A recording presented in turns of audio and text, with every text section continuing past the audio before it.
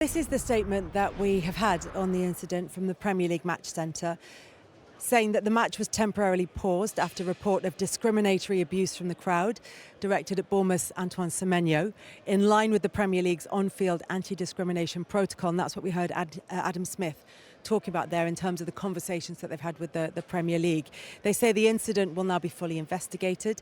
They offer their full support to the player and the clubs. They emphasise that racism has no place in our game or anywhere in society, and that they will continue to work with stakeholders and authorities to ensure stadiums are an inclusive and welcoming environment for all. Adam Smith made the point there, and Juliet picked up on it, that taking the knee, gestures, aren't having the effect of getting rid of this from the game. Is reporting the incident and, more importantly, following that up with swift and correct action the answer to trying to get this out of the game, at least out of the stadiums? Yeah, I mean, of course, it's the correct way to go about it. I just think back about 4 or 5 weeks ago where Salford City, a club obviously that I part own, there was an incident of racism, and the manager and the players walked off the pitch and didn't finish the last, I think, 7 or 8 minutes of the game. They just walked off and walked in. Now, I'm not saying that should have happened tonight, but we're going to get to a point where I think that players are going to rally round if these incidents keep occurring in stadiums, and they say, no, football's not important tonight, we're going to go off and walk off. And I'm not advocating that, but it's the right thing to do. But that's what the Salford players did that night. They felt very strongly about it, and we supported them. But you can just see the players there, the disappointment, the shock. He refers to, obviously, the player Semenyo, who goes on to have the most incredible second half after what he's experienced in the first half, which says a lot about him as a personality and the character. And I've spoken about this personally before, where I was witnessing players getting racially abused in stadiums. You know, Ashley Cole famously in the Bernabeu in 2003 for England, and I went after the game and sat next to him, and at that time my response was inadequate. You know, I think back in 2003 I should have been a lot more supportive. I think as a group of players we should have been a lot more supportive. I think now the players are giving support, and they will be obviously rallying around him in that changing room and making sure that he's okay. But I have to say, it's despicable. It really is. And enough is enough. I know we've said that for a long time now, but it continues to keep happening. I noticed on the screens at half-time, just in the two corners over there, they had the number that you can text in the crowd if you hear any racist language, and there is a way for that to be reported. Is this, as well as being dealt with properly by the authorities and having faith in them to deal with it properly, is there an element of self-policing as well, Jamie, in this?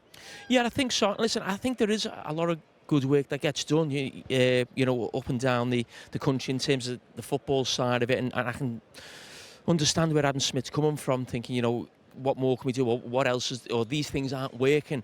But it's also difficult when you've just got one idiot in a crowd. You know, how would you police that one person in a crowd who, as you said, you just mentioned it, despicable? It makes it difficult, whether that's through the Premier League, the Football League, the FA, the clubs coming together. They wanted him to be removed from the ground, and they said, well, we have to go through a process. Then the police become involved, and so that the processes were being gone through at the ground. Yeah, exactly. I'm not sure if you're talking about that and then someone getting removed from the ground.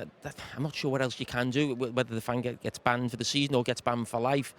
I totally get that, but in terms of the actual racial abuse, and we're talking about all the good work that we're trying to do, we all know it's completely different than when I first going on the terraces in sort of the mid-80s when I was a 7 or 8 year old kid. But it is very difficult for the clubs or the FA or the Premier League. There's one idiot in a crowd who just, you know, comes out with that nonsense. I think isn't in a way that easier if it's one person? I think the important thing, Kelly, is it's a criminal offence. This obviously proven to be found guilty.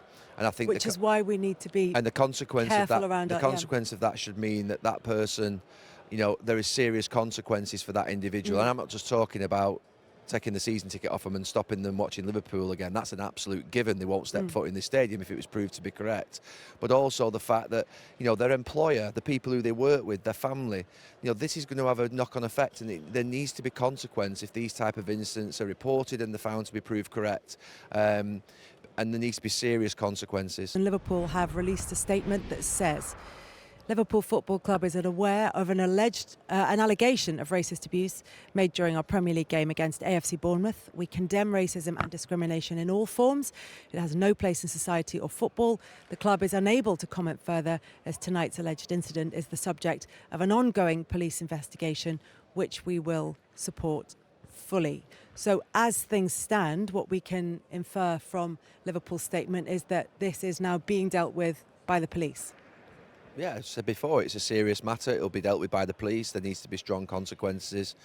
And it's what the game does. We've seen a lot of those statements over the last 10, 15 years, and they keep coming out after every single game. It's like plug and play. But what's changing? I think that's the key thing. What's changing? And that's exactly the point that Adam Smith was making in his interview, which is there are lots of gestures and not too much change within the game. It's certainly not eradicated it from the game.